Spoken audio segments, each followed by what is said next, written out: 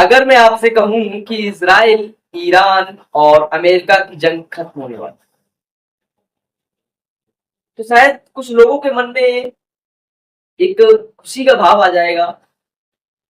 Share बाजार में नुकसान सह रहे लोग चैन की नींद सो पाएंगे। मिडिल क्लास को राहत मिलेगी कि हाँ, अब महंगाई नियंत्रित हो जाएगी।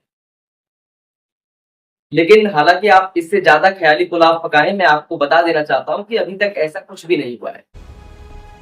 इस ये जंग खत्म तो नहीं हुई है, लेकिन हाँ, संभावना है जंग खत्म हो सकती। नमस्कार, मैं आपके साथ प्रियांशु मिश्रा और आप देख रहे हैं एमबी टॉक्स।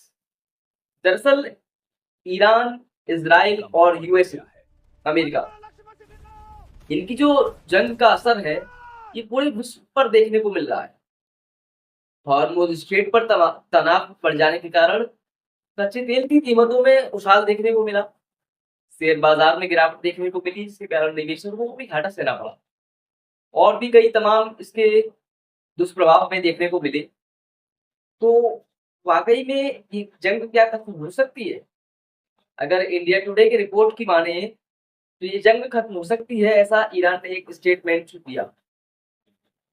ईरान ने अपनी कुछ शर्तें रखी हैं और उसका कहना है कि अगर इन शर्तों को पूरा कर दिया जाए तो ईरान जंग खत्म कर देगा। इस जंग को विराम दिया जा सकता है, फिर से शांति की स्थापना की जा सकती है। तो इस रिपोर्ट के मुताबिक ईरान ने कहा है कि इस जंग को शुरू करने वाला ज़योनी शासन और अमेरिका था।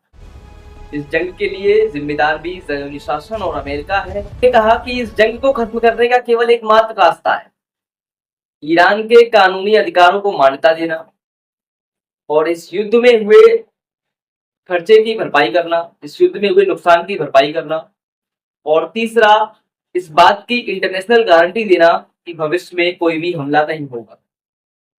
अब क्या लगता है इन चीजों को सुनकर आपको कि क्या वाकई ईरान जंग खत्म करना चाहता है? और अगर वाकई में ईरान इन जंग को खत्म करना चाहता है तो ईरान इतनी बड़ी बड़ी शर्तें क्यों रखता है? आपको क्या लगता है, क्या अमेरिका इन शर्तों को मान पाएगा? क्या इजराइल इन शर्तों को मान पाएगा? मुझे नहीं लगता कि अमेरिका और इजराइल ईरान की इतनी बड़ी बड़ी शर्तें मानेंगे।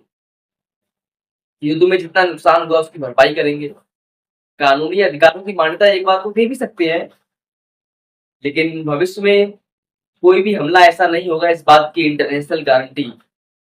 ये थोड़ी बड़ी चीज है, तो शायद ये अमेरिका और इजराइल नहीं मानेंगे। इस बात को लेकर आपको क्या लगता है और इस पूरे युद्ध पर आपका क्या विचार? आप भी अपना विचार रखिए हमारे साथ कमेंट बॉक्स में।